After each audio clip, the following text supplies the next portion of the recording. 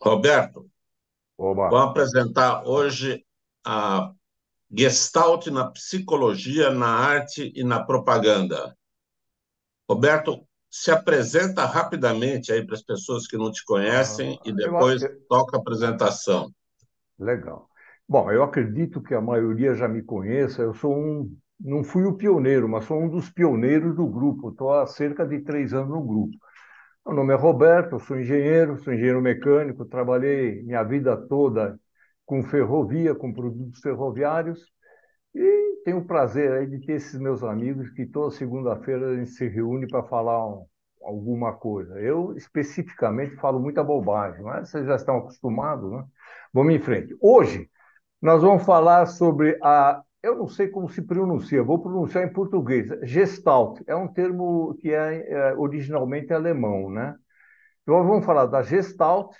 Ela é um termo usado na psicologia, mas também ela é usada na arte e na propaganda. E mais ou menos o trabalho está dividido em duas partes. Uma é falando sobre a Gestalt. A Gestalt, eu fiquei curioso, porque é um tema que me ajuda, ou ajuda, acredito que ajuda várias pessoas a entender a arte, principalmente a arte não figurativa. Eu sempre tenho umas dúvidas enormes quanto à arte.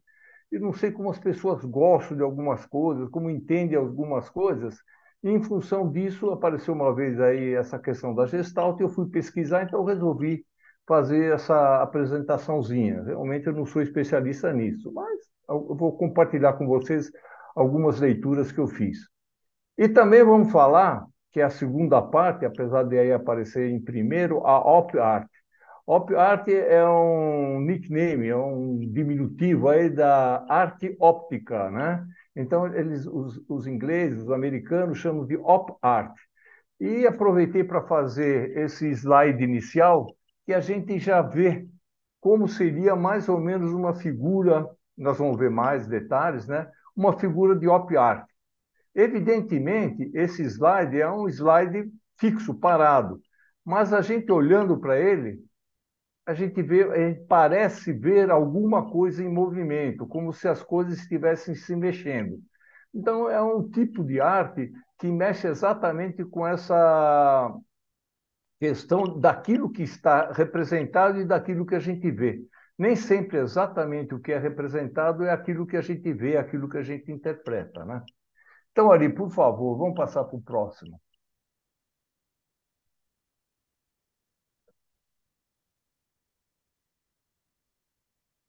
Bom, então, eu vou falar Gestalt. Me parece que o termo em alemão, me parece que eles falam de Gestalt. Fala Gestalt. É a teoria que estuda como percebemos as coisas. Então, como que a gente percebe as coisas? Inclusive, como a gente percebe a arte, tá certo? Principalmente quando a arte, como eu falei para vocês, não é figurativa.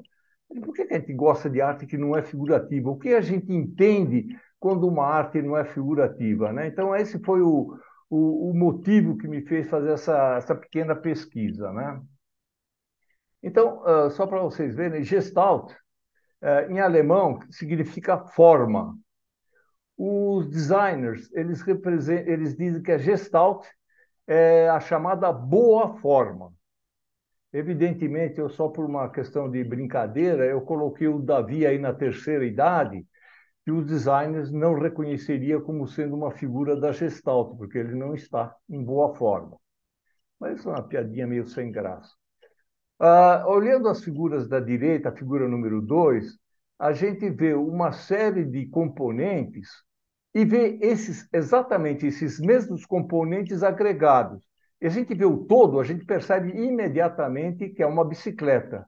Mas quando a gente olha a bicicleta em si, a gente não distingue, a gente não percebe os seus componentes. Isso já é uma parte do estudo da Gestalt. O inteiro é interpretado diferentemente do que a soma das partes. Então, quando a gente vê a bicicleta, a gente não vê cada uma das partes, a gente vê o todo, né? Então, é assim que a gente percebe as coisas. É um dos detalhes da Gestalt. Vamos para o próximo, ali, por favor.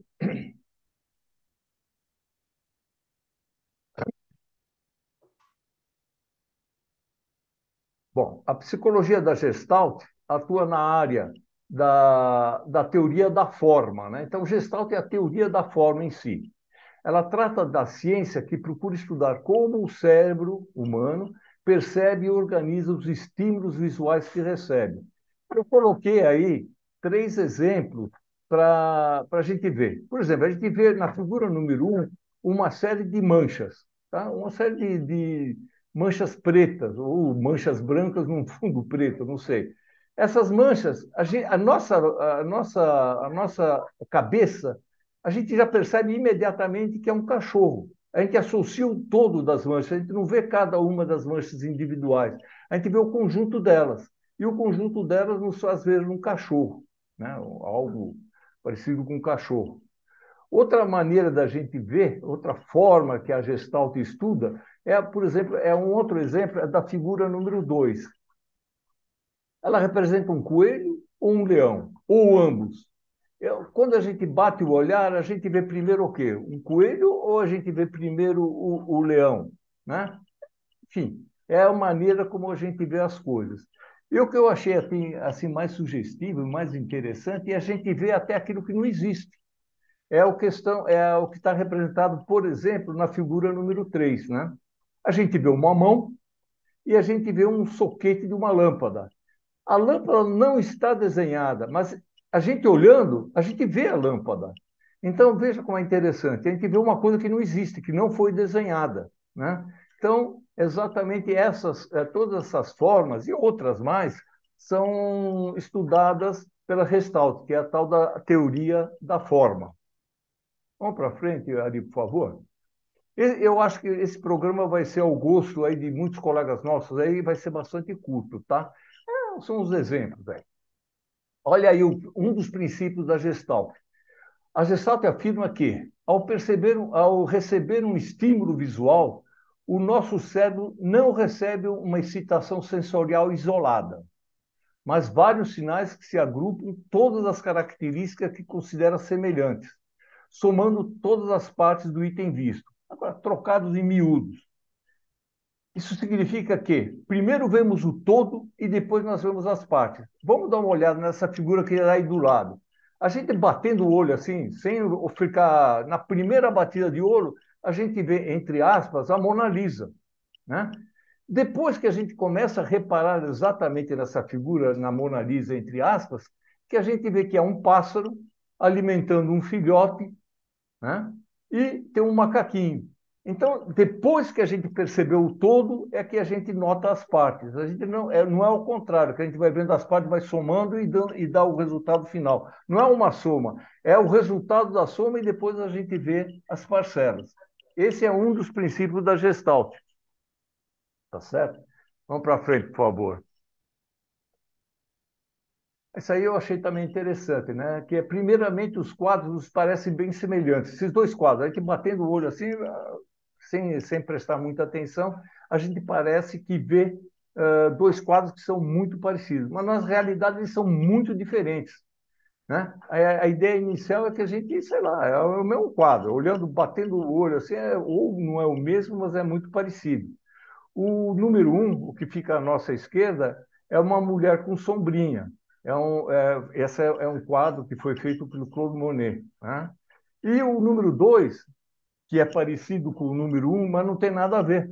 É um pintor ucraniano que o fez, e esse pintor ele é conhecido por fazer releituras de quadros. Então ele pegou o Mulher com Sombrinha e fez quase que um autorretrato e colocou duas mulheres aí no mesmo quadro.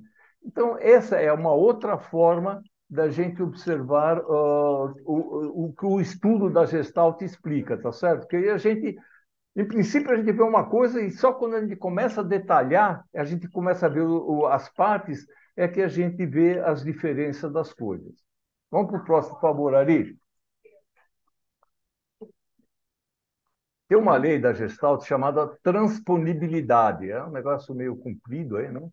Transponibilidade é a percepção da forma independentemente dos elementos que a constituem. Então, por exemplo, a gente vê as figuras número um e número 2. Se a gente fala cadeira, é cadeira.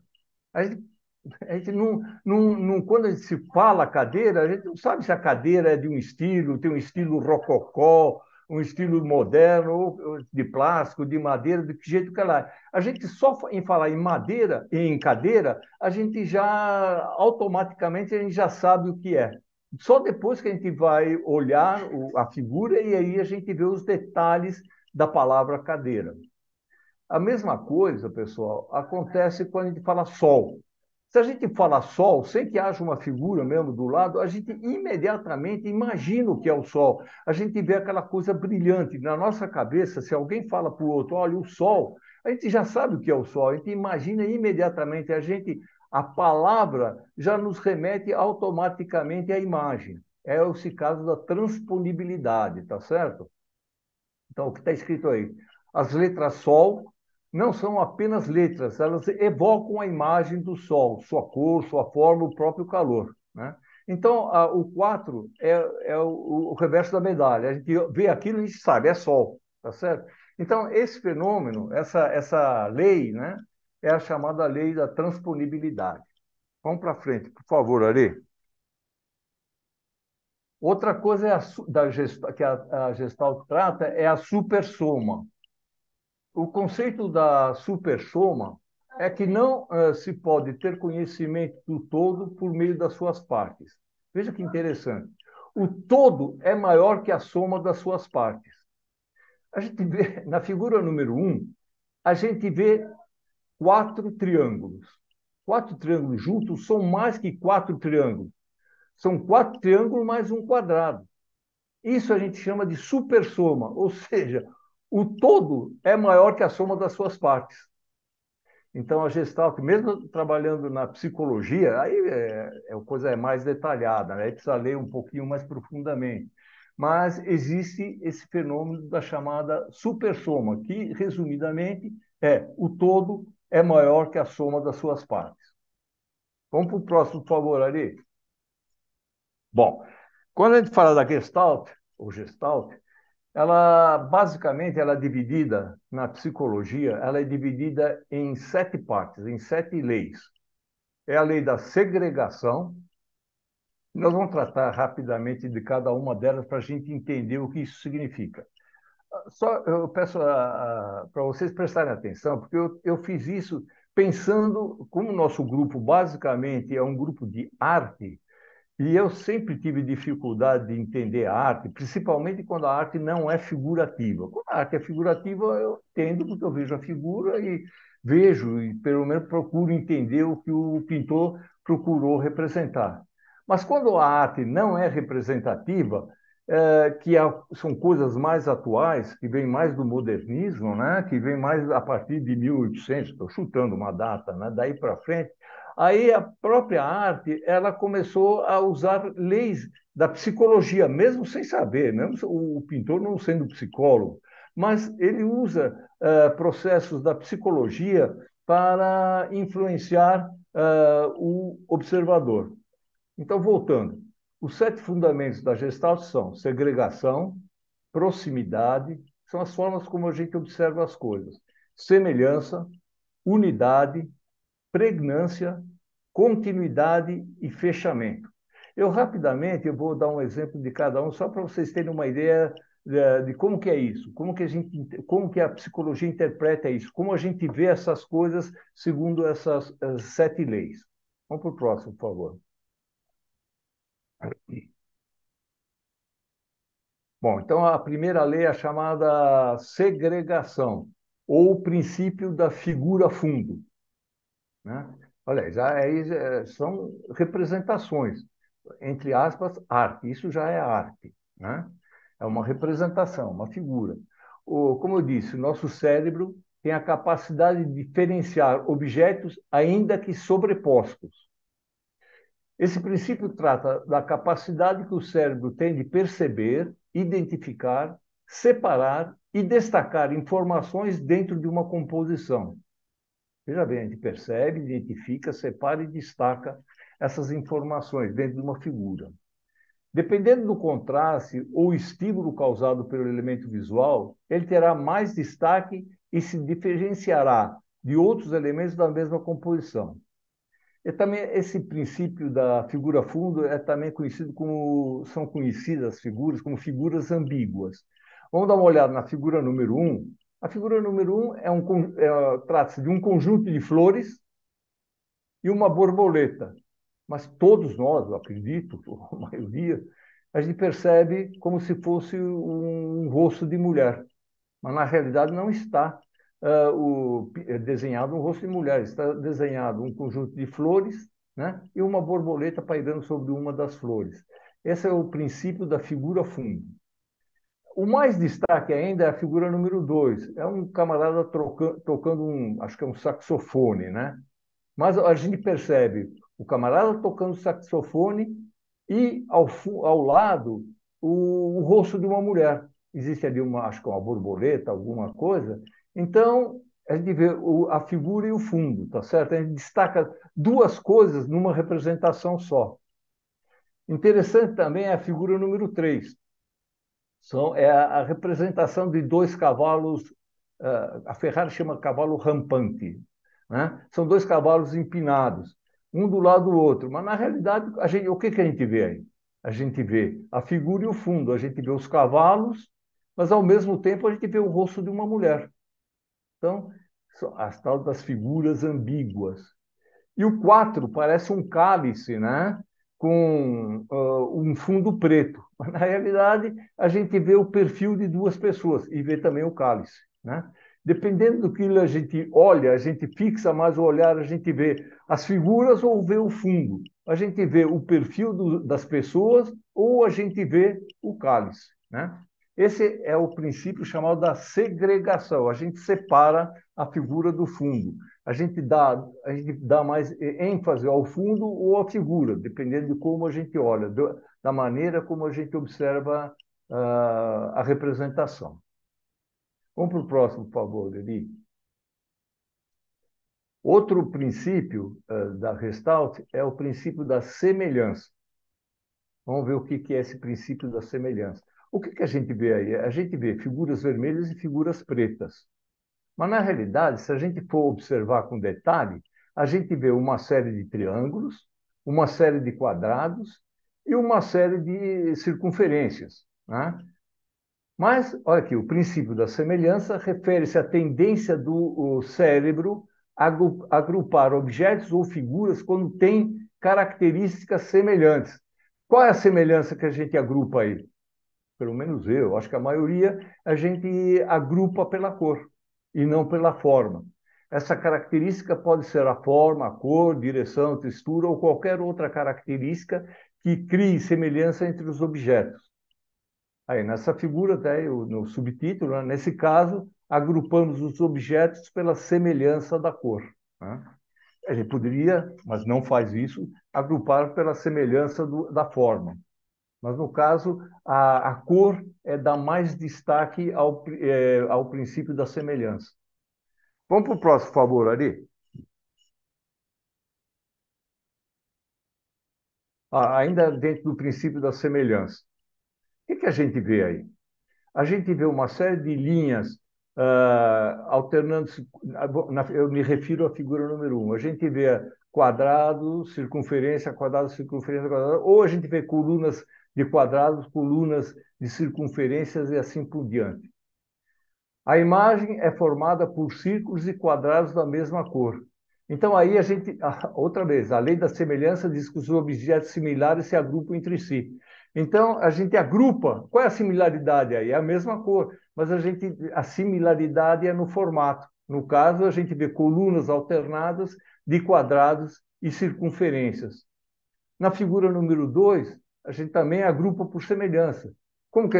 O que a gente agrupa? Colunas, linhas ou formas? A gente alinha por formas. Aquilo que a gente vê, primeiro na primeira batida, a gente destaca quadrados e círculos. É a chamada semelhança de forma, né? Então, esse é o segundo princípio da Gestalt. Vamos para o próximo, por favor, Ari.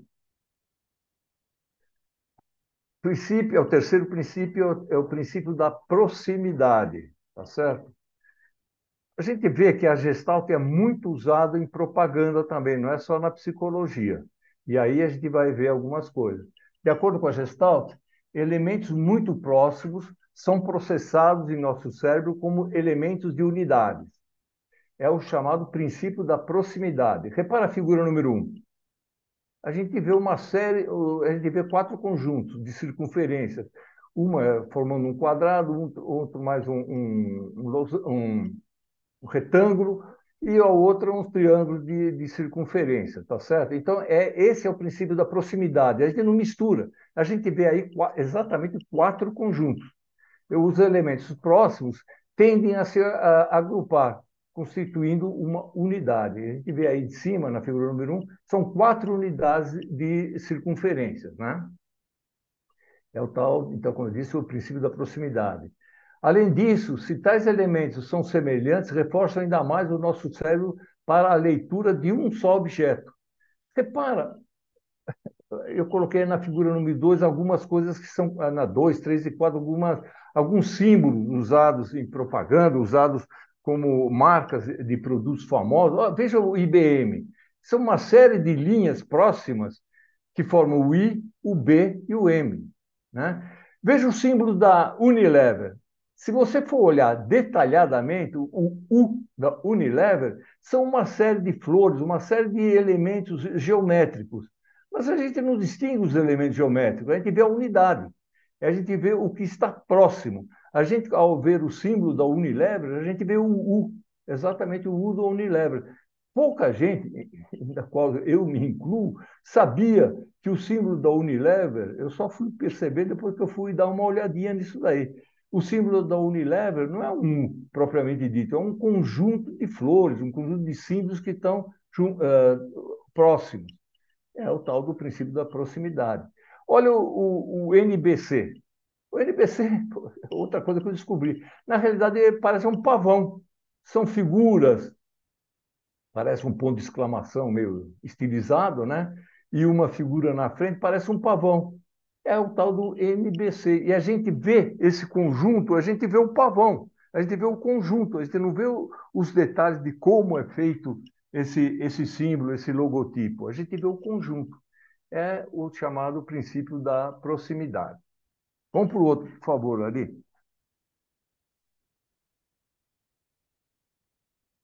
Outra coisa é o quarto princípio, lembrando que são 7, né? É o princípio da unificação ou unidade. Nós já vimos lá quando nós vimos aquele cachorro. Na lei da unificação, mesmo uma imagem abstrata pode ser entendida pela mente humana, pois a mente, né, nós preenchemos os espaços vazios. Dá uma olhada na figura número 2. Por exemplo, o símbolo do Johnny Walker, aí, quem gosta de um whiskyzinho já deve ter visto. O símbolo desse homem andando, do Johnny andando aí, ele não é uma figura completa, mas a gente vê o camarada andando. Aparece distintamente o paletó, a bengala, a cartola e as botas. Mas a gente vê o Johnny Walker já até remete exatamente a esse camarada andando. Esse urso é a mesma coisa, ele não está desenhado um urso completo. Ele está, existe umas manchas pretas próximas que dão a ideia a gente unifica. Quando a gente olha, a gente vê a unidade dessas manchas. Então a gente vê o urso. Essa figura número 3, a gente vê o cachorro dálmata. Não está pintado um cachorro. Estão desenhadas uma série de manchas, mas a gente vê a unidade, né? A mesma coisa, essa roda de bicicleta. A gente vê o pneu, a gente vê os raios, a gente vê o centro. Mas a gente não vê individualmente cada um, a gente não fica observando cada uma das coisas. Quando a gente vê a unidade, é o princípio da unificação. E a mesma coisa acontece com esse símbolo, o Yin e Yang, né? Que é um símbolo famoso, que a gente vê a unidade. A gente não vê aquela parte só branca com ponto preto ou a parte preta com ponto branco. A hora que a gente bate o olho, a gente já vê o conjunto. É o símbolo Yin e Yang, que a gente vê de uma vez só. Tá? Vamos para o próximo, por favor. O outro princípio, o quarto princípio, é da unificação ou unidade. Não sei se esse é o quarto ou é o quinto, sei lá. Bom, A unificação, unidade, vendo outra vez aí, né? O princípio da unidade diz respeito à conceituação de um elemento pode ser constituído por uma única parte, é o caso do T. A gente imediatamente vê, o T está feito de uma única parte. Ou por várias partes que, em conjunto, constrói este elemento, é o T, né? Tem uma barra vertical e tem uma barra horizontal. Entretanto, o E é uma unidade visual. A gente não vê como se fosse um I, três tracinhos. A hora que a gente bate o olho, a gente vê um E. Esse é o princípio da unidade ou unificação, né? A gente vê de uma maneira única. A gente não vê a gente vê o T como uma coisa e a gente vê a outro lado, a figura número B, a figura letra B, a gente vê como E, tá certo? E não vê como um poste vertical e três traços horizontais. Veja bem, isso aplicado na arte, essa figura aí do nosso colega aí lá, né? A gente vê, é uma mulher, e não são duas mulheres.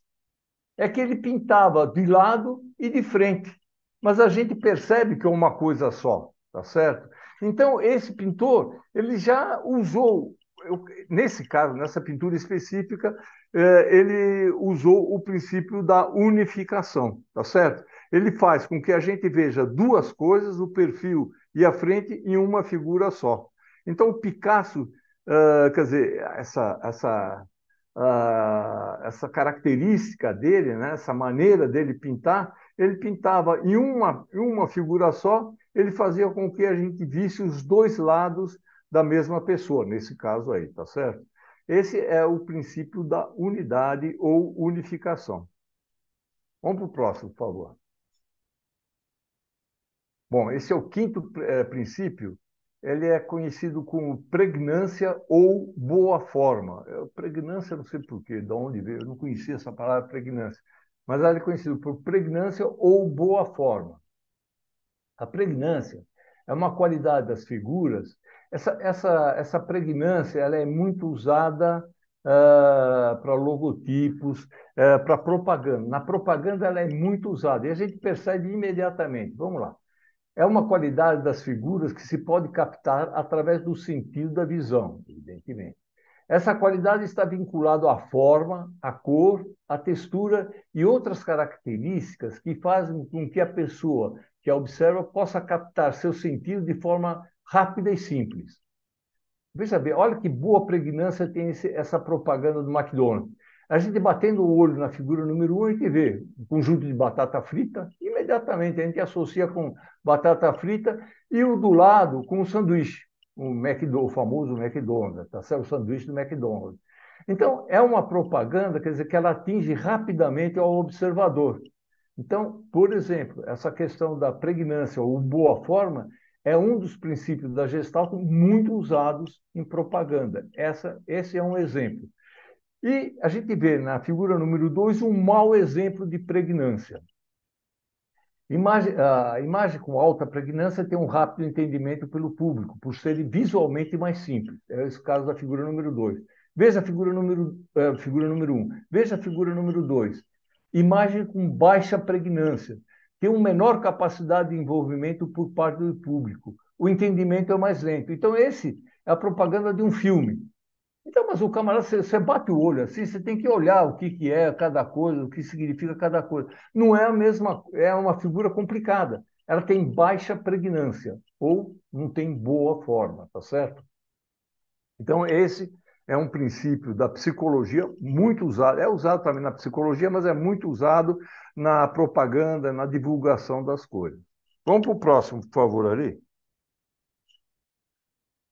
O sexto e penúltimo princípio é a continuidade. A lei da continuidade diz respeito à maneira como a percepção do fluxo e sequência dos elementos funciona em nosso cérebro.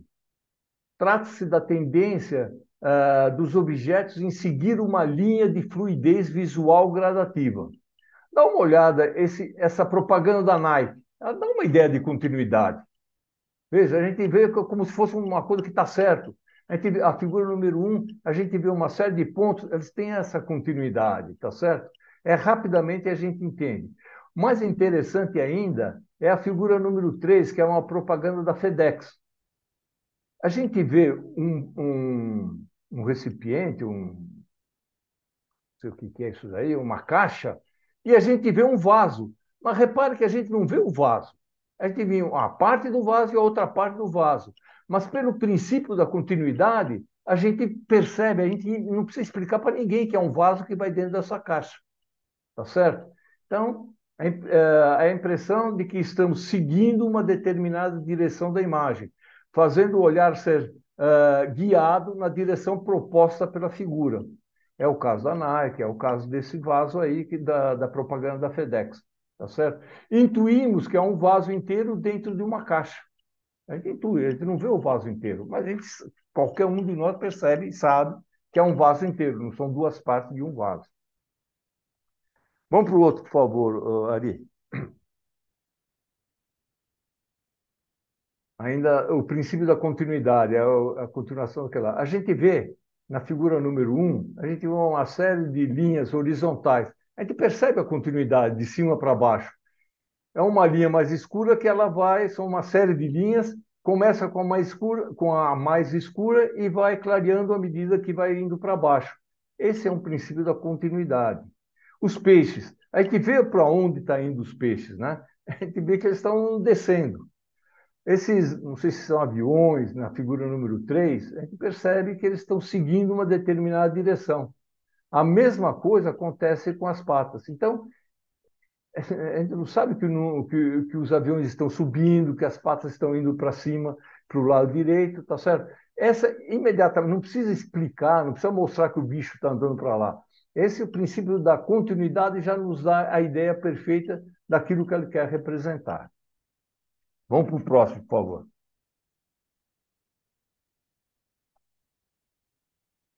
Finalmente, o último princípio é o princípio do fechamento.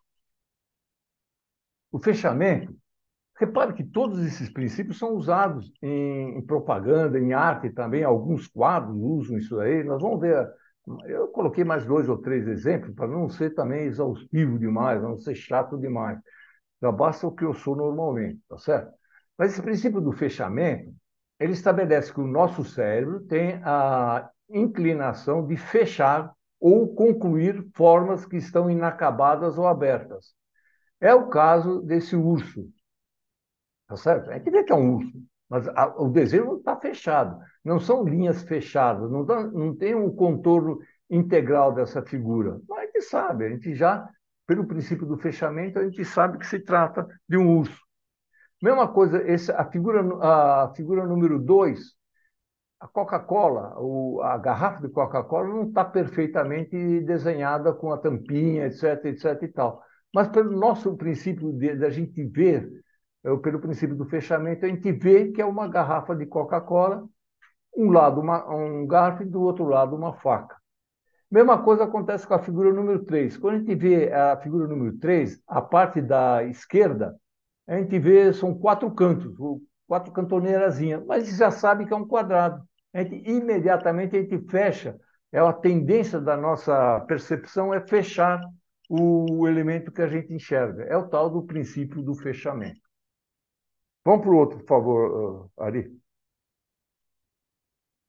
Então, eu dei alguns exemplos aí de pintores manjados, conhecidos, né? A Noite Estrelada do Van Gogh. Todo mundo, todos nós já vimos esse quadro, a representação desse quadro, pelo menos, tá certo? Ele usa o princípio da proximidade. A nossa percepção tende a agrupar os objetos que estão próximos. Esse é o princípio da proximidade. Nesse quadro, podemos notar que as estrelas estão juntas, criando uma sensação de movimento e de profundidade. Dá uma olhada nas estrelas. Elas parecem que têm um movimento, tá certo? E elas estão próximas, tá? Esse é o princípio da proximidade usado, que foi usado, até acho que foi inconsciente, penso eu, pelo Van Gogh, tá certo? Mas é uma forma de representar, tá certo? Que dá uma ideia, no caso aí, essa proximidade dá até a ideia do movimento do céu, né? E o Salvador Dalí? Esse também é outro quadro manjadíssimo, esse dos relógios derretidos, né? O princípio da continuidade. ele usou nesse quadro. Também acredito que sem saber, tá? Intuitivamente ele deve ter usado, né? Mas aí está representado o princípio da continuidade, que nós tendemos a ver os objetos em um padrão de continuidade. As formas dos relógios estão distorcidas e derretidas, mas mesmo assim nossos olhos percebem como relógio. Tá vendo? A gente olha para ele, a gente vê o relógio, porque a gente não vê só a parte de cima, ou a parte de baixo, ou a parte de trás do relógio. A gente vê o relógio como um todo, a gente sabe que são relógios. Do lado desse relógio que está sobre essa bancada, existe um relógio vermelho que eu fui descobrir que são umas formiguinhas que estão aí em cima desse relógio. Só depois que eu percebi, mas não tem nada a ver com continuidade.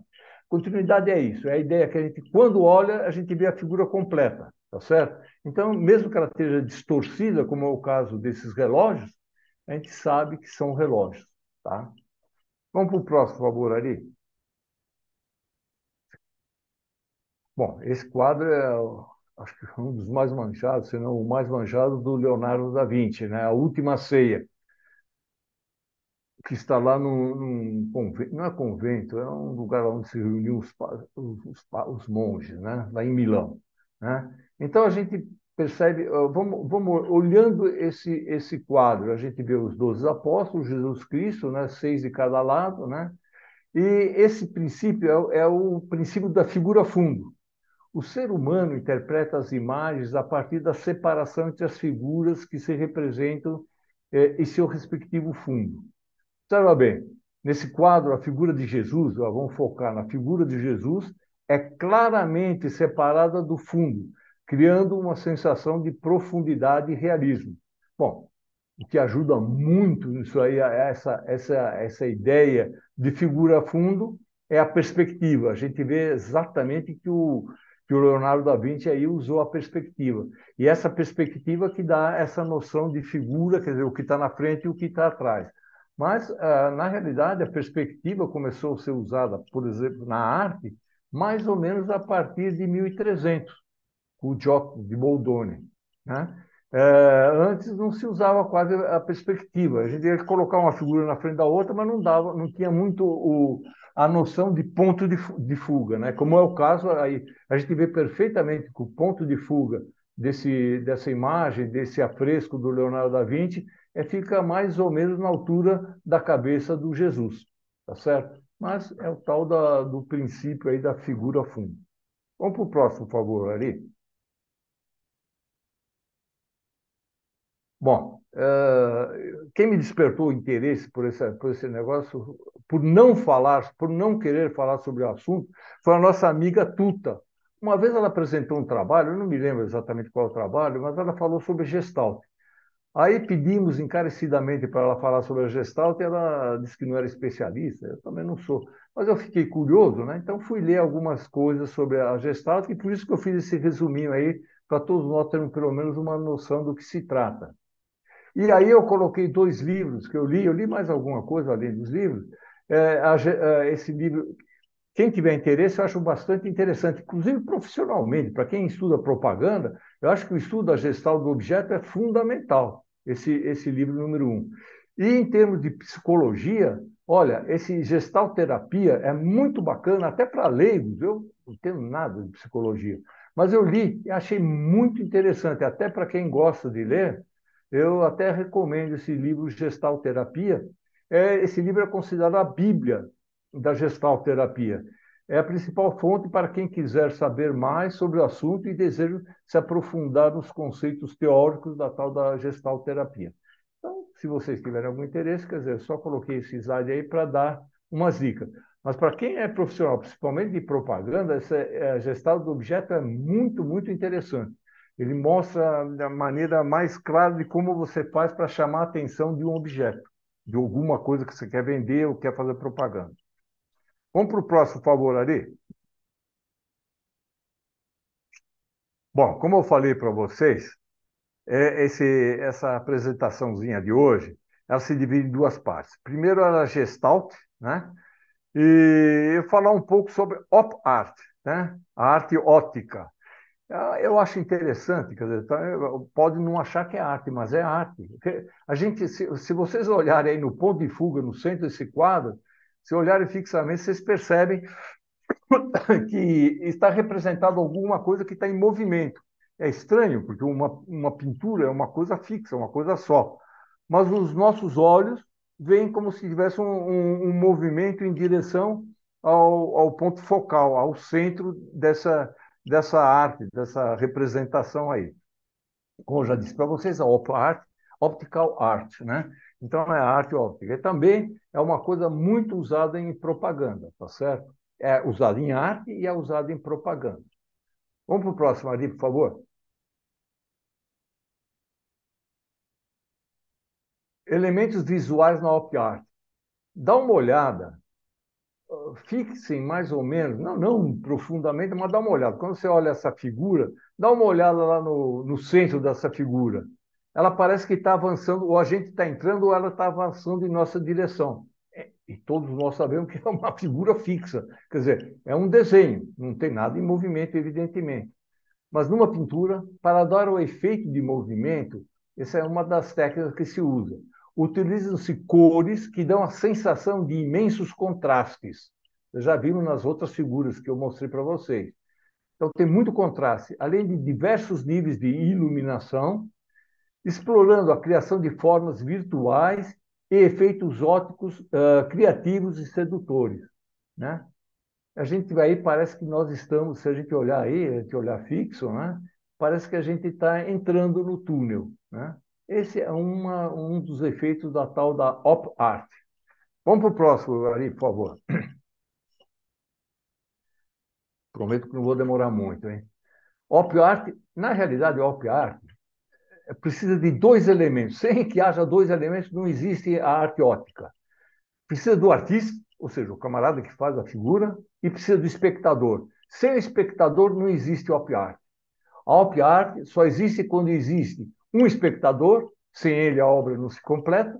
Sem o espectador, a op art não se converte em tridimensional, né? A gente não vê o fundo, né? A gente não percebe que, na realidade, ela é plana, mas a gente percebe em três dimensões. Seu espectador, o plano pictórico não se converte em volume, e, finalmente, seu espectador, os elementos não começam a bailar, né? Parece que eles estão se movimentando, parece que eles estão se mexendo. O próximo, por favor, ali. Olha aí, ó. Esse é um desenho plano, evidentemente. Op art, ela parece que tem uma elevação na parte da direita, da nossa direita, parece que, do jeito que isso é desenhado, parece que existe uma elevação. E na parte da esquerda parece que existe uma concavidade. E, na realidade, é uma figura plana. Mas dá mais uma vez uma olhada. São cores altamente contrastantes. No caso aí, é o branco e o preto, tá certo? E a figura plana nos parece uma figura volumétrica, né? Que tem um volume, algo saindo para fora da onde está desenhado e algo entrando para onde está desenhado, né? O tal do côncavo e convexo. Vamos para o outro ali, por favor. Olha aí, vamos olhar essa figura. Outra figura plana que parece que não é plana, né? A expressão op art, como eu já falei para vocês, vem do inglês, optical art, e significa arte ótica. Defendia para os menos a arte menos expressão e mais visualização. Ou seja, não existe nada de muito expressivo, mas existe algo muito bom de se ver, muito interessante de ser visto. Apesar do rigor com que é constituída, simboliza um mundo mutável e instável, que não se mantém nunca o mesmo. Então, a gente olhando, a gente parece que o camarada que está andando em cima de uma esfera. Parece que o cara, se der mais um passo, ele vai escorregar e vai cair. Mas, não obstante, o desenho foi feito no plano de um papel, mas ele dá uma profunda ideia de tridimensionalidade. Mais uma vez, notem, por coincidência, as cores contrastantes do branco e do preto, tá certo? São cores que contrastam muito e da forma como foi desenhado, ele parece uma figura volumétrica e não uma figura plana tal qual ela é. Vamos para o outro ali, por favor. Opa, as obras são baseadas em ilusões de ótica, um recurso visual que confunde a visão humana, fazendo ver formas diferentes dependendo de como se vê a imagem em questão. Então, dependendo de como a gente vê, alguma. Veja essa figura aí. É um conjunto de zebras, mas a gente vê, dependendo de como a gente vê que uma das zebras está na frente, ou vê que a outra está na frente, enfim. A Op Art tem como fundamento a frase menos expressão e mais visualização. Em 1900, ela começou mais ou menos a ter destaque em 1965. A Op Art ganhou popularidade e reconhecimento internacional por conta de uma exposição realizada no MoMA, no Museu de Arte Moderna, intitulada The Responsive Eye, o olho que responde. Então, você vê, não é só o artista, outra vez, é o artista e o espectador. E só existe op art quando existem os dois, tá certo? Então, esse é um exemplo deles. Vamos para outra, por favor, Ari.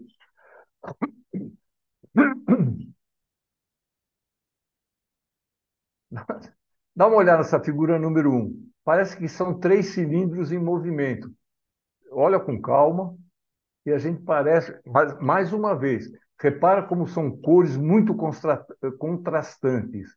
O amarelo intenso e o azul. Tá? Então, parece que são coisas que se movimentam, né? A exploração dos elementos ópticos e visuais que resultam em movimento, vibração, deformação. O objetivo de enganar o olhar é uma das funções da op art, né? O contraste das cores, como eu falei para vocês, não envolvendo necessariamente mistura delas. Normalmente não são cores mistura de uma ou outra, elas são cores. Existe um contraste muito grande, né? Nessas figuras a gente vê o amarelo e o azul, o branco e o preto, né? Tons vibrantes, outra vez, né? Tridimensionalidade, abstracionismo e uso de formas geométricas, não objetivando representar a realidade. Dá uma olhada nessa figura número 3. Essa figura número 3, ela existe? É um triângulo? Dá uma olhada. Um triângulo é assim? Aquele triângulo que a gente coloca quando bate o carro, precisa consertar o carro? Esse na Op Art, como eu já disse, né, é a participação do observador, que é muito importante. Mas repara como a gente vê coisas que não existem, mas a gente está vendo. E pergunta, existe ou não existe? A gente está vendo, então parece que existe. Mas desse jeito não existe nada. É engraçado, né? Vamos para o próximo, por favor, ali. Ó, essa figura, outra figura que parece que está se mexendo. Outra vez, olha o contraste de cores. Existe um azul bem intenso e um amarelo bem intenso. Exploração aí, nessa op art, houve a exploração dos efeitos ópticos, né? A gente vê a figura se mexendo, os dois círculos se mexendo, né? Rotações contrárias, né? Sensoriais, a gente vendo essa figura, a gente até sente calor. Repara que as cores dão uma sensação sensorial, é uma sensação de calor, pelo menos para mim, é uma sensação de calor. E visuais também, uma sensação visual, que é essa sensação de movimento. Tá? Acho interessante. Vamos para o próximo, por favor, Ari. O objetivo é de enganar, entre aspas, né, o olhar. Cuidado com o buraco. Na realidade, aí existe uma mesa e um papel, evidentemente, como todo bom papel, é plano, mas da forma como ele foi desenhado, parece que tem um buraco na mesa. O objetivo é enganar o olhar. Outra figura de enganar o olhar, eu esqueci de colocar número 2, eu coloquei número 1 nas duas figuras. Mas se a gente olhar a figura da direita, né, a gente pode. Veja como a gente pode se enganar. Se a gente olhar com atenção, a gente pode ver uma moça, duas imagens, né? Uma garota de perfil olhando para longe, ou a gente também pode ver uma velha olhando para o chão. Esse é op art, é uma das formas da gente ver, é uma coisa interessante, tá certo? É a op art. Não sei se vocês percebem, uma moça olhando ao longe e uma velha, uma bruxa, sei lá, olhando para baixo. Vamos para o outro ali, por favor. Olha o efeito da tridimensionalidade. Outra vez, uma figura feita no papel, mas com uma sensação muito grande de três dimensões. A gente vê como que fosse uma esfera, né? Parece um peão invertido e um chão de ladrilho que se perde ao longe. Realmente, a sensação de profundidade de 3 dimensões é muito grande, né? Então, nessa forma de arte, nessa forma de desenhar, além de representar movimentos em boa parte das figurações, a outra ideia é mostrar uma tridimensionalidade onde ela não existe. É o caso dessa figura aí. Vamos para o outro, por favor, ali. Contraste de cores não envolvendo necessariamente a mistura delas. Contraste de cores tem uma função fundamental e que desperta o interesse, mesmo e ao mesmo tempo, né? E ela intriga quem vê. Dá uma olhada, essa figura número 2 era a propaganda do filme do ET, tipicamente de contraste. Existe lá a Lua. E tem lá, não sei se é uma bruxa, alguém andando de bicicleta ao fundo. A gente percebe imediatamente, apesar de não ser muito grande a figura de quem está andando de bicicleta, mas como o contraste é muito grande, a gente percebe imediatamente, é muito nítido. Então, o contraste de cores é muito usado nesse tipo de op art. Vamos para o outro ali, por favor. A participação do observador no objeto, isso que eu falei para vocês. Aí eu peguei um negócio. O matemático inglês, o Bertrand Russell, acreditava ser possível descrever o mundo objetivamente através da observação. Então, Russell achava, é você observar e aí você descreve. Você é objetivo, você fala aquilo que você vê, né? Mas o negócio foi evoluindo. As suas ideias foram superadas com a introdução da teoria da incompletude, de Kurt Gödel. O Kurt Gödel é um matemático e um filósofo austríaco. Só que com a guerra, no advento da guerra, ele saiu da Áustria e foi para os Estados Unidos, né? E ele foi o grande amigo do Einstein. E o Kurt Gödel criou essa teoria da incompletude e da teoria da interferência do observador no processo do saber. Então, realmente, ele diz, e a ciência prova isso, que o próprio observador interfere naquilo que está sendo visto. Então, não adianta ser objetivo, você olhar e descrever aquilo que você está olhando. Nem sempre aquilo que você está olhando é aquilo que está acontecendo. Abrindo um parênteses, esse Kurt Gödel, como eu disse para vocês, ele era um filósofo e um matemático. Ele morava nos Estados Unidos e o Wagner, acho que não está participando dessa reunião, mas o pai do Wagner, eu lembro muito bem, eu frequentava a casa do Wagner. O pai do Wagner ele ia para os Estados Unidos, especialmente que também o pai do Wagner, além de grande engenheiro, ele era um grande matemático. Ele adorava discutir matemática e mais de uma vez ele foi para os Estados Unidos conversar sobre matemática com esse Kurt Gödel. Isso para você ver como o nosso grupo aqui é importante, né? Até o pai de um amigo nosso conheceu o Kurt Gödel aí. Vamos para a próxima, por favor.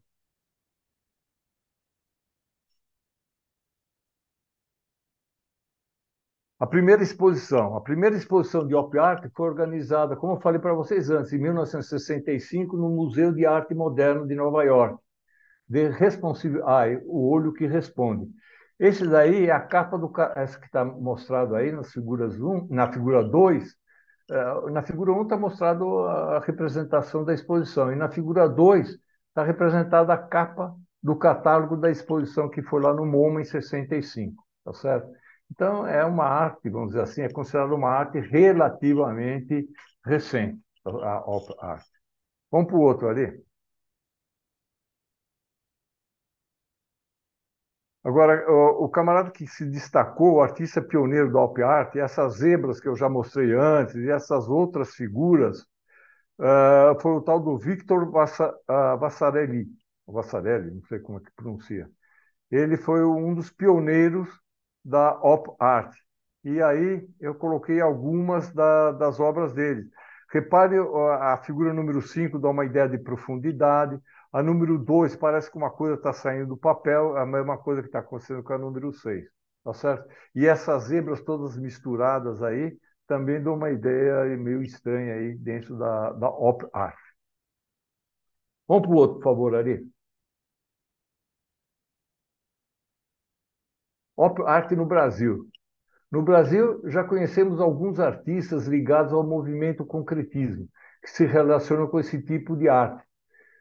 Um é o Hércules Barsotti e o outro, Luiz Sancilotto. Eu não sei, eu já fiz um trabalho sobre esse Luiz Sancilotto, eu não sei se eu já apresentei ou não, mas no Brasil já chegou, há muito tempo, já chegou essa ideia da arte ótica, tá certo?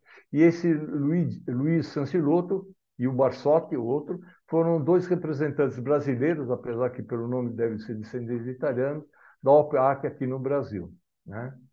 Um chama-se Entidade Múltipla, de 66, e o outro Concreção, de 1984. Eu falei já sobre o Luiz Sancilotto, sim. Vamos para o outro, por favor, ali.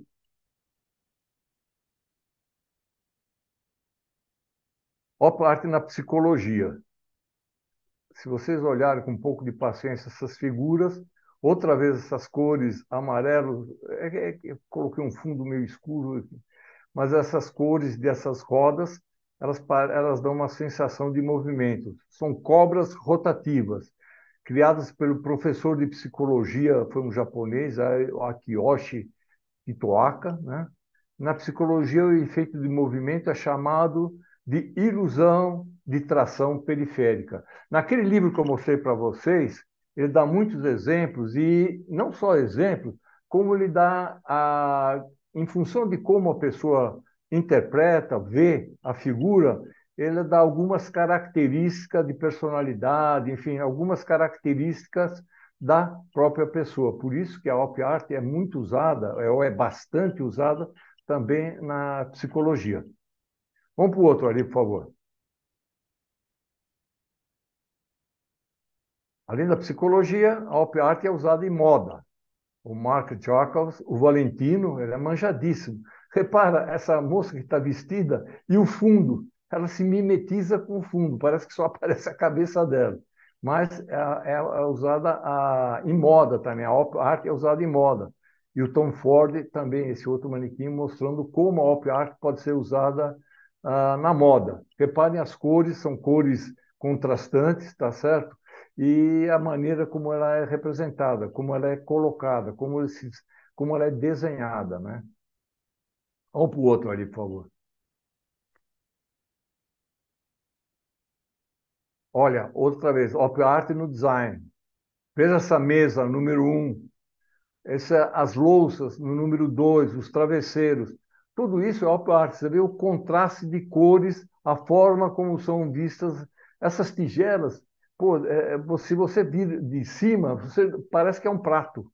É que aí, da maneira que está desenhado, a gente percebe bem que é o volume. Mas é muito interessante o jogo de cores como é usado no design, tá certo? Esses são três exemplos típicos, tá? Vamos para o outro, por favor.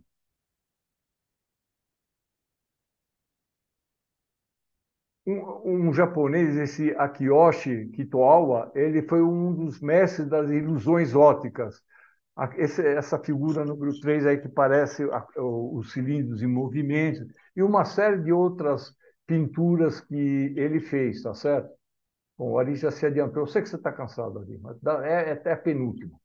Ele, por exemplo, ele fez esse Akiyoshi Kitowaka, ele fez uma capa usando essa op art, ele fez uma capa de um dos discos da Lady Gaga. Está aí na figura número 2, ele, a Lady Gaga e a capa do disco. É muito pequeno, não dá para a gente ver como é a arte, mas na realidade ele fez essa capa desse disco usando ilusões de óticas, que a gente chama, né? Usando a op art. Põe no outro ali, por favor.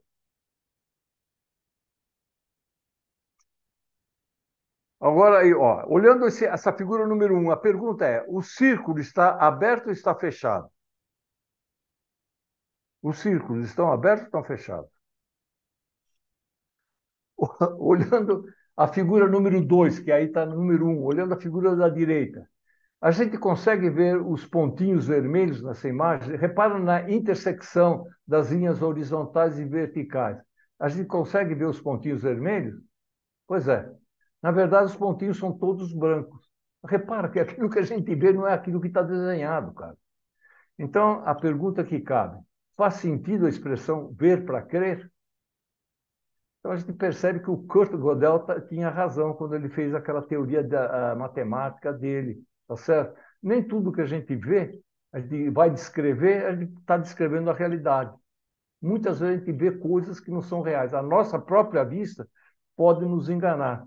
Então, na minha opinião, né, visto isso, não faz muito sentido a gente falar ver para crer. Então, sempre foi assim, não, eu só acredito vendo. Nem sempre aquilo que a gente vê é aquilo que é o real, tá certo? Vamos para o próximo, Ari, é o último, vai, só para você descansar. Olhem bem lá para essa figura, olhem lá embaixo, vê o que vocês estão vendo. Exatamente isso. Fim. Acabou o sofrimento de vocês, tá certo? Agradeço a atenção de vocês todos. Valeu, Ari. Gente, muito obrigado. Obrigado, Roberto. Excelente. Obrigado. O Arthur, você é meu Eu, amigo, cara. Eu sei que você é meu Não, amigo. Eu te agradeço. Depois eu te pago o cachê aí do elogio, tá bom? não, foi muito bom mesmo, Roberto. Fica Roberto, posso falar tranquilo. uma não, coisinha? eu queria. Muito Oi. legal. Ô, Ari, pode falar, todo mundo pode Tem falar aí. tem um, Um de cada vez, né? Ô, Vamos Ari, levantar a mão. Ari, você que é o homem da levantar a mão, hein? Então, se quem puder levantar a mão, ajuda a organizar a mãozinha do Pois é, Zoom. eu não sei como é que faz para levantar a mão aqui, estou procurando. Você vai no, É embaixo aí. no Sei, Reações. reações, reações. Exatamente, Reações. reações. aí tem uma palminha aqui, serve? Raise hand, isso. O então Arthur. fala. Bom, Oi, o Ari Roberto. coordena, mas fala, Arthur. Vai, Arthur, Ok. pela Então, ordem. adorei a aula. Eu tive assim, tudo se baseia naqueles 7 princípios os quais você citou. E Uhum. assim, eu tive muita dificuldade de associar o nome do princípio ao fato do sentido, isto é, o que é que estava desempenhando Por, algum papel importante por, ali em por relação que àquilo. Eu deram o fiquei nome, né? muito perplexo.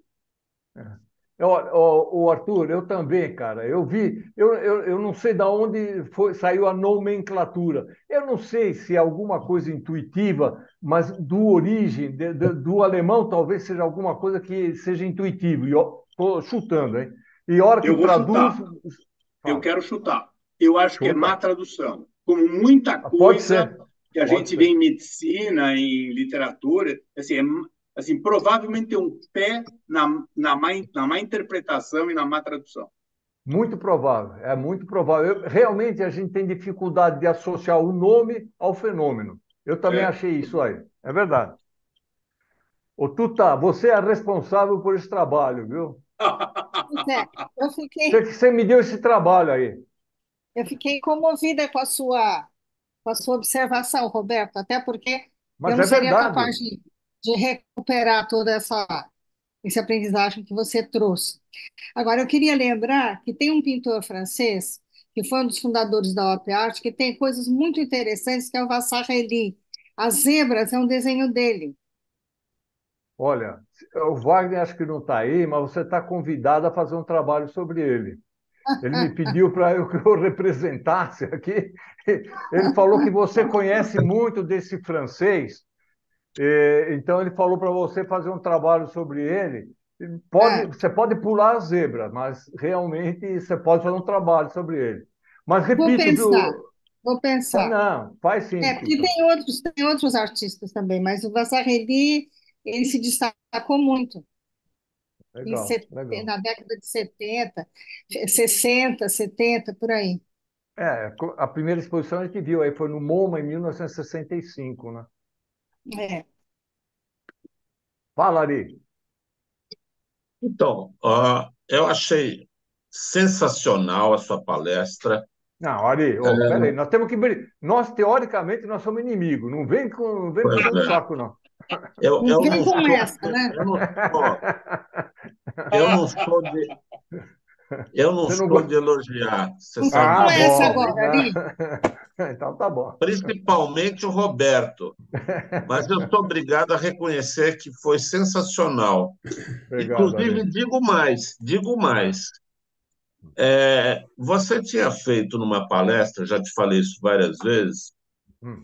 a referência àquele teste de Rocha, Isso, aquele que borrão. o conceito é parecido, só que É. naquela. O que você ressaltou, e uma coisa que me chamou a atenção, foi que é mais ou menos o que você falou agora, quer dizer, a pessoa, quando vê uma obra, ela que vê, quer dizer, as pessoas não veem a mesma coisa, cada um é um negócio do teste de Rocha. Cada um Exatamente. vê uma coisa diferente. Não, e não E, só e o isso. que eu Fala. achei, o que eu achei mais sensacional na sua palestra não foi o negócio da op art, que eu achei Uhum. legal, mas não foi o melhor. O Uhum. melhor, eu acho, talvez a Tuta possa fazer uma palestra especificamente sobre o Ela assunto. vai fazer, ela vai fazer. Ela é psicóloga, pô. Ela que Então, despertou mas interesse. posso falar? Posso falar? Pode, pode. Esse é o Ari. Pode falar, Ari. É que eu estou tentando coordenar minhas ideias e com a interrupção eu me perco. Também não estou assim. O Tá Tico se bom, tá confunde bom. com o Teco e tal. Mas eu acho mais importante na questão da Gestalt é a questão de cada um. Quer dizer, a Gestalt é uma coisa que cada um vê as formas. Quer dizer, tudo bem, você mostrou em geral, as pessoas vêm, completa o urso e tal. Mas, voltando àquele conceito do teste Rocha, cada um tem uma gestalt, quer dizer, cada um vê duas pessoas que olham o mesmo fato, a mesma coisa, a mesma obra, qualquer coisa, vão ver coisas diferentes, né? Eu me lembro que eu assisti uma palestra de um monge budista lá uma vez, e o cara pegou uma caneta, mostrou a caneta e falou: o que é isso aqui? Todo mundo falou: é uma caneta. Vocês acham que é uma caneta. Mas o meu cachorro, quando eu jogo para ele, ele acha que é um brinquedo. Ele não vê uma caneta, ele vê um bastãozinho que ele brinca. E eu Exatamente. acho que essa é a parte importante. E para completar, eu não sei, eu acho que já circulou esse assunto no grupo lá, um livro chamado Blink. Vocês lembram disso? Blink. Não, então, não. Alguém lembra Nesse do momento eu Blink? não. Não. Ninguém lembra. É É a idade. um, é um livro, esqueci o nome do autor, é um cara que publica coisas de psicologia, assim. Eu acho que eu já te falei isso, Roberto. Tem a história de uma estátua grega que o Guggenheim pagou 10 milhões de dólares. Aí, quando chamaram um especialista lá, o cara bateu o olho na estátua, falou: essa estátua é falsa. Você lembra disso, Roberto? Não, não estou lembrado, viu, Ari? Realmente não estou lembrado. Moisés lembra, né?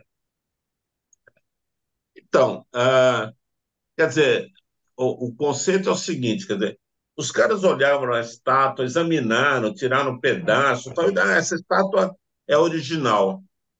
E o cara que vê a estátua, um especialista, olhou e falou: não, a estátua não é original, essa estátua é uma falsificação.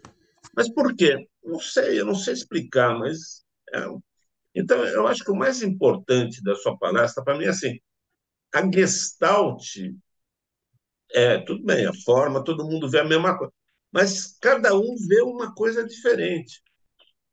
Isso que Ari, eu achei o mais forte dessa questão da Gestalt. não, eu concordo plenamente com você. E é por isso que Pode uma falar, das. pode falar. Vou Ari, falar. posso complementar? Claro, sem dúvida. O teste não é rocha, é rochas. E se baseia exatamente nisso, na interpretação que cada um dá de, das manchas o que que cada um vê naquelas manchas. Ou seja, e daí você tem um grupo de padrões do que as pessoas veem que foi associado a um tipo de personalidade. É muito interessante, para mim é um dos únicos testes que de fato te dão elementos sobre a personalidade. Porque, na verdade, o que é que você faz? Você projeta naquelas manchas coisas que você tem dentro da sua cachola, entendeu? Não, é Pronto, já verdade. falei. Fala, Roberto. Não, o que eu acho que realmente é por isso, eu estou plenamente de acordo com o que o Ari falou. É por isso que isso é usado na psicologia. Eu acho que em função daquilo que cada um vê, é um tipo da personalidade, do jeito de ser de cada um. E o psicólogo é o intérprete. Então, se todo mundo, a maioria vê uma determinada coisa e o outro camarada vê um negócio muito diferente, é uma diferenciação que pode, acredito eu, não sou psicólogo, pode mostrar a tendência psicológica ou interior de cada um. Realmente, o teste de Rorschach, o Carlos está aí, está assistindo, eu me lembro uma vez, o Carlos foi fazer, ele contou isso para mim, ele foi fazer um teste de emprego numa empresa, não sei se foi na IBM ou alguma coisa assim, e fizeram o teste de Rorschach para ele. E perguntaram: o que é que você está vendo aqui? O Carlos, como bom engenheiro, ele falou: olha, eu estou vendo um borrão que foi dobrado ao meio e depois abriram. Então, isso o que eu estou vendo é isso. E realmente é isso. Mas quem vê isso é um engenheiro. Quem não é, ou que é meio patso, pode ver mil outras coisas diferentes. Então, realmente, a interpretação daquilo que a gente vê é usado na psicologia, sem dúvida nenhuma, viu, Ari? Alô, vai, Ricardo. Posso falar? Queria fazer um comentário. Eu já levantei a Quem? mãozinha. Quem é? Quem está falando? Quem está falando? Sérgio Beretta. Não, Beretta, o Ricardo está na sua frente. Desculpa. Ah, legal, legal. Falou, obrigado. Então, aparece na ordem, Não, pelo menos para ele mim. está na minha frente. Eu acho que o Beretta está na minha frente. Ah, tanto faz, eu Então, não tenho então, pressa, então, não. Pode então falou, falar. Tá, então falou tira, Arthur. tira para o ímpar, tira para o ímpar. Pode falar, Ricardo, imagina. Tá bom, então eu Ricardo, vou fala, falar eu. rápido. É o seguinte, Roberto, achei excelente, gostei muito da sua apresentação. E eu queria só dar o pitaco seguinte, que não é só em arte, em observação visual, que essa noção de que o todo é muito diferente da somatória das partes se aplica. Eu tenho um amigo com quem eu troco muitas ideias, que é um advogado e professor da São Francisco em filosofia de direito, e o que ele sempre me diz é o seguinte: quando um advogado pega um texto legal, a primeira coisa que ele tem que fazer é a lei como um todo. Ele tem que pegar o texto completo, seja lá qual for o tamanho. E também, quando você sabe que é um principiante, quando o cara começa, pelo parágrafo tal, do artigo tal, sabe? Ele já não entendeu exatamente o que era aquela lei, porque um juiz, um advogado experiente não faz isso. Ele vai buscar o O todo. espírito da lei, que é o conjunto, né? Uhum. E isso se aplica também em outras coisas, por exemplo, em obras de arquitetura, em planejamento urbano, sempre se aplica a esse princípio, né? Então, ele extrapola em muito a questão só da arte visual, quer dizer, eu acho que ele se aplica em muitas outras práticas na vida em que você tem uma necessidade de visão de conjunto. E aí, uma última provocação a todos aí é o seguinte: eu sou um enorme descrente da inteligência artificial. Eu já acho, na minha opinião, exatamente isso ela não consegue fazer. Quer dizer, a inteligência artificial, pela própria natureza, a forma como ela arquiva informações, ela nunca vai ser capaz de estabelecer esta visão de conjunto, né? Então, aí vai uma provocação. Eu sei que muitos vão discordar de mim, tá bom? Mas fica aí, esse grupo é bom, que é provocativo. Obrigado, gente. E obrigado, Sérgio, por me deixar Valeu, Vai lá, falar. Beretta. Beretta. Oba! Bom, Roberto, eu gostei muito da sua apresentação, das duas partes, do Gestalt e do parte, parabéns. E obrigado. agora eu estou um pouco receoso de fazer um comentário, porque como cada um enxerga as partes diferentes e vê uma imagem diferente, eu vi uma imagem tão diferente que agora eu estou com medo de falar por causa que tem psicólogo na linha É, e vão querer me pegar. Aquela É verdade. mulher com sombrinha, você falou, acho que foi o princípio da duplicidade, que depois do lado aparecia duas mulheres com sombrinha. Eu é não isso. via, eu demorei um tempão para achar as duas mulheres. Sabe o que eu via? Um velho barbudo. Também está lá. Mas Não, olha, mas eu não conseguia ver as duas mulheres. Impressionante. Falei, de que mulheres que ele está falando? É estranho, né? Ousado. Beretta, não fica preocupado. A Tuta, que é psicóloga, ela já está com uma camisa de força para te dar aí, viu? Ah, bom, então tá bom. Eu estava com medo que eu fui o único que eu vi um velho barbudo. Eu falei, não, agora não é possível. Não se Cadê essas duas preocupe. mulheres? Falou, obrigado, Roberto. Gostei muito. Obrigado você, cara. Obrigado. Eu acho que Vai, velho Carlos. barbudo você viu nas imagens dos colegas aqui, foi isso. Vai, Carlos. Então, bom, primeiro, qualidade da apresentação está fora de dúvida, né? O que gerou muita dúvida em mim é o seguinte, que às vezes me parecia que os princípios Falou? Ó, Ô, Carlos, você acabou. está no mudo. Você está no mudo. Saiu do ar. Está no mudo, Carlos está no Carlos. mudo. Sério. Então, o que eu queria dizer é o seguinte, que apresentação excelente, né? Uma forma de didatizar demais um assunto que para mim me pareceu estranho, do tipo, diante de uma situação qualquer, eu não saberia qual princípio advogar. E até mais do que isso, para mim há princípios que significam a mesma coisa, mas isso naturalmente é falha minha. Agora, o que eu queria comentar realmente é que quando eu fiz um teste para entrada na IBM, teve um psicotécnico que era exatamente o teste do borrão. E o teste do borrão é construído dessa maneira, né? Você joga tinta no borrão, aí você dobra, a coisa se espalha e forma figuras simétricas. E todo mundo que fez esse teste reconheceu coisas normais, a simetria está na natureza. Então você via, sei lá, uma cabeça de boi, um desenho de um inseto e assim por diante. Uma E teve borboleta, uma né? colega minha que fez esse teste e ela viu até corajosamente, né, o sexo feminino e não passou no teste. E eu fui pior ainda. O que eu vi era o seguinte: o borrão era vermelho. Carlos, o Arthur fez Oi, esse teste, ele só viu o órgão sexual feminino. e passou. Bom, Não, não, e eu essa, vendo, e na hora de ver o teste, eu fiquei muito hipnotizado pela cor, que era vermelha. E como ela formava contornos muito nítidos, o que eu vi foi índios dançando em volta de uma fogueira. E eu escrevi isso.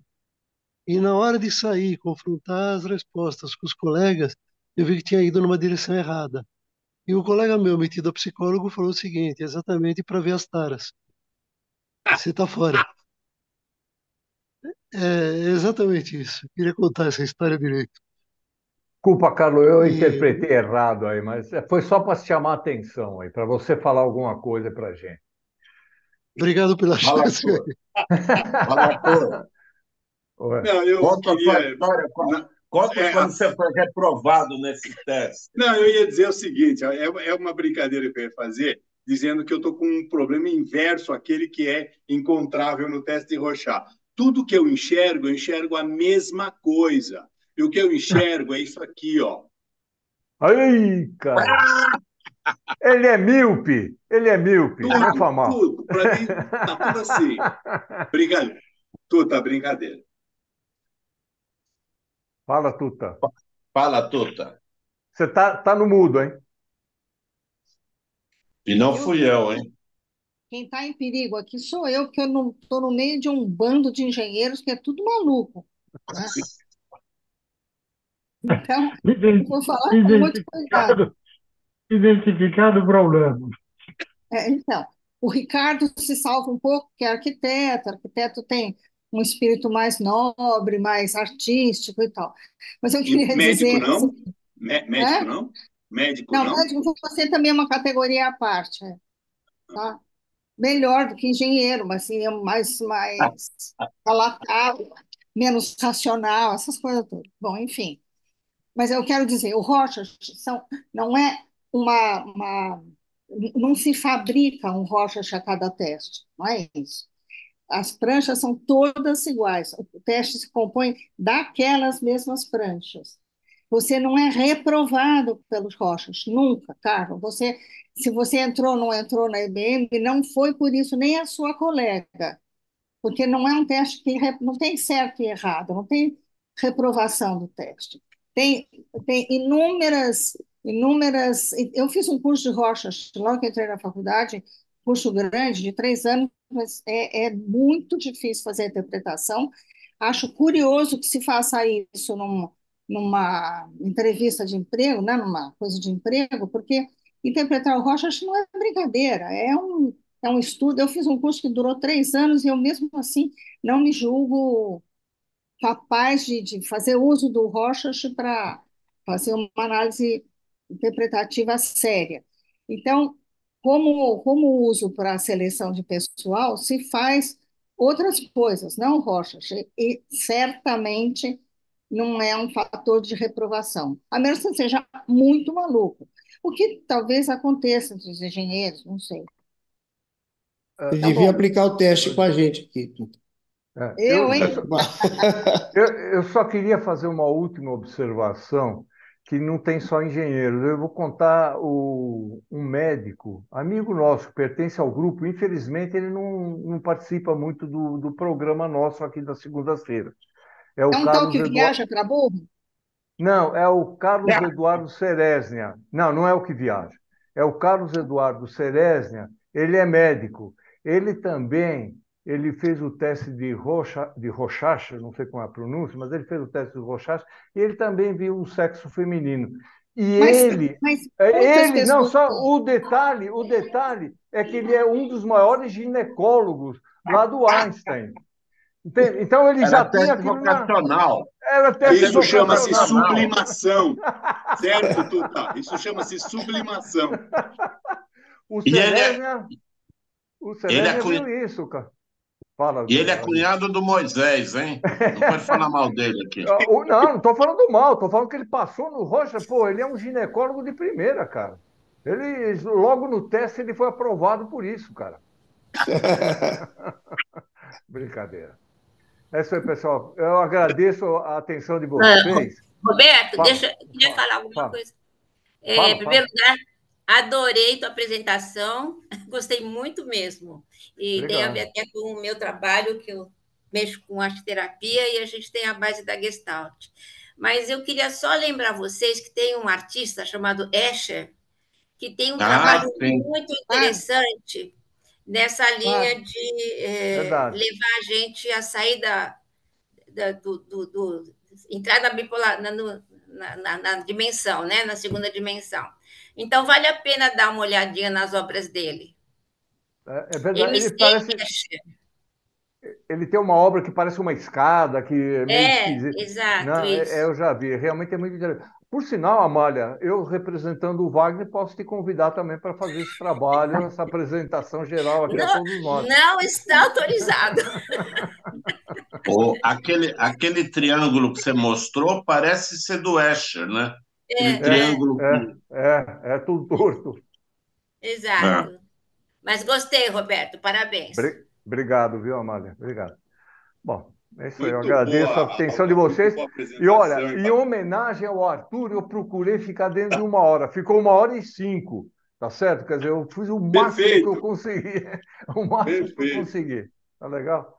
Bom, até a Muito próxima bom. agora. Ótimo. Valeu, Tá então. legal. Valeu, Valeu. gente. Obrigado Obrigado, a todos. Roberto. Abraço. Obrigado, Obrigado, boa Valeu, noite, muito obrigado. bom. Noite, Abraço. obrigada. Ari, eu preciso falar com você. Parabéns, Tá, me parabéns, liga, Roberto. me Obrigado. liga, me Obrigado. liga. Abraço. Ok.